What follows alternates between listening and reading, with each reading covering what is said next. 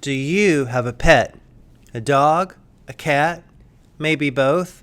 Right now, you are the primary caretaker of that animal. But what would happen if you became incapacitated or even passed away? Who would step in and take care of your pet? Do you have a plan? If not, watch this video from start to finish, because today I'm going to be addressing the steps that you should consider taking to ensure that your fluffy little friend is always cared for.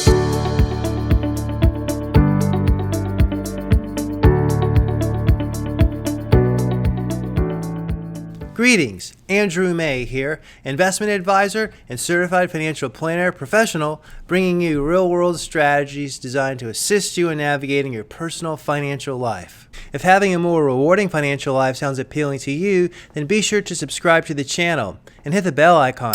That way you'll be notified each time a new video becomes available. So, I recently came across a story in a Facebook group that I'm a member of.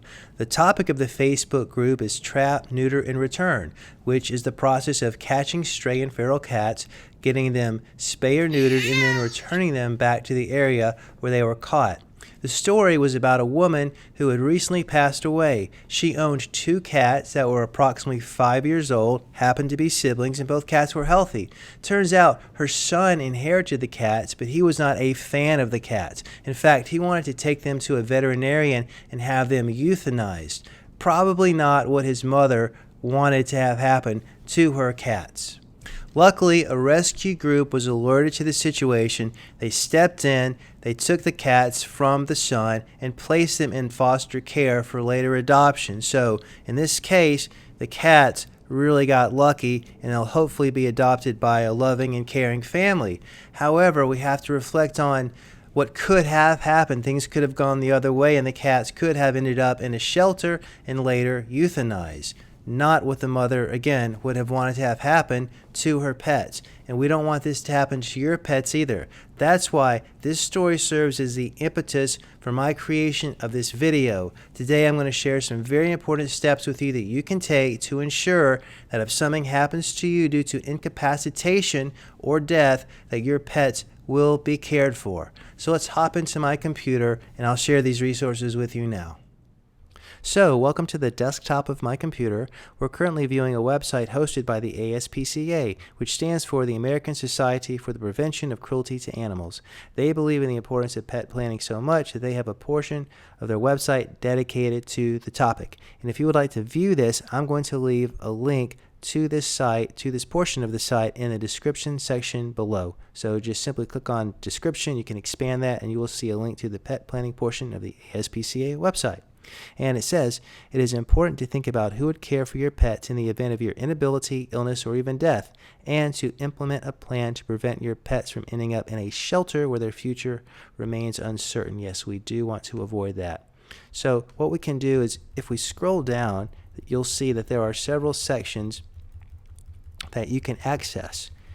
And we're going to be touching on most of these today. But to learn more about them in detail, I would encourage you to go to the pet planning portion of the ASPCA website.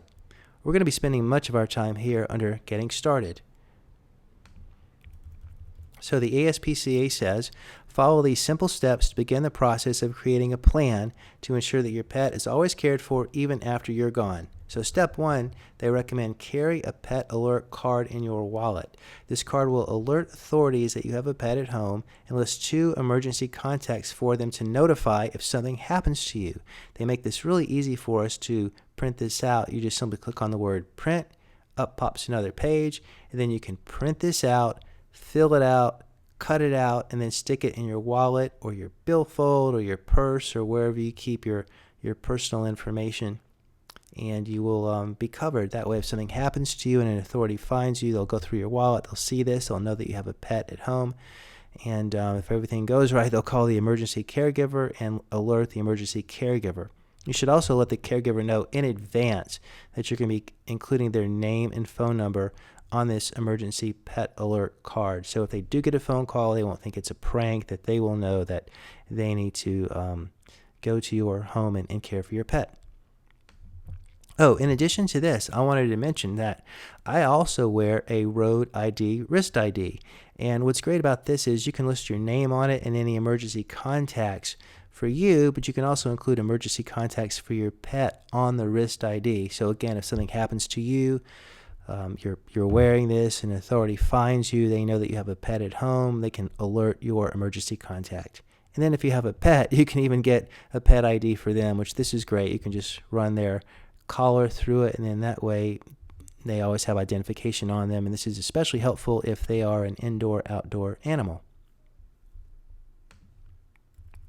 Next, step 2, create a pet dossier for each pet in your care. I have one of these. They're extremely helpful to have. Let's read what it says. A pet dossier is a document containing pertinent information about your pet that would be valuable to a potential guardian and or caregiver in your absence.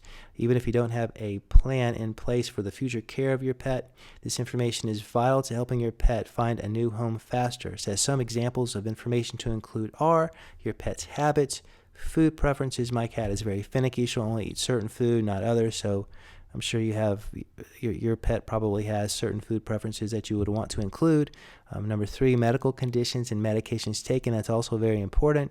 Number 4, veterinary information and records. You definitely want to include that. And number 5, behavior around other pets, people, and children. It says your pet dossier should be kept in a safe but accessible place with your other important papers, and copies should be distributed to all parties in your pet's circle of care. So I have a pet dossier that I would give to my parents because they would take my cat if something, heaven forbid, happened to me. I also have a copy of my pet dossier in my kitchen on the counter close to where I have my cat's food. So I've got it in a couple of places, and with my parents, I would strongly encourage you to create a pet dossier. It's very easy. Just go into Microsoft Word or a word processing software, type it up, print it out, boom, you've got it, it's done. Your pet will thank you, heaven forbid, should you ever have an accident. Step number 3, decide on an informal or formal arrangement for your pet's future care.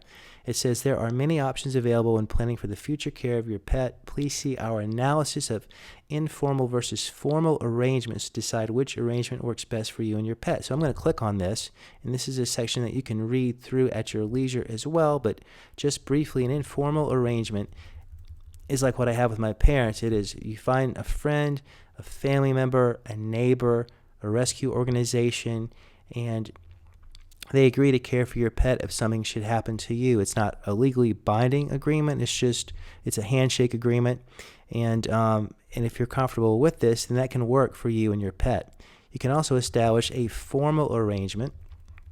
You can establish a pet trust. You can leave money in a pet trust that would be created by an attorney specializing in estate planning and family law. And then what would happen is a trustee would be appointed to manage the money, and for whoever took over the ownership of your pet, they would be paid monies out of the trust to go towards the support of your pet. So it really depends on how far you want to take this, but these are resources that are available to you. And I just wanted to introduce this so you would know that it's there. Again, I'm going to copy and paste a link to this website in the description so that you can access it.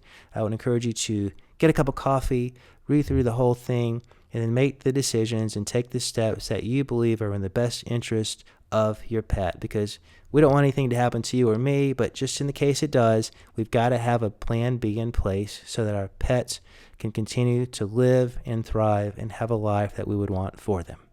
If you found this video helpful and feel as if it could have a positive impact on your and your pet's future, then be sure to hit the like button and subscribe to the channel. If you know someone who may also benefit from the contents of this video, then please consider doing that person a favor and sharing the video with them.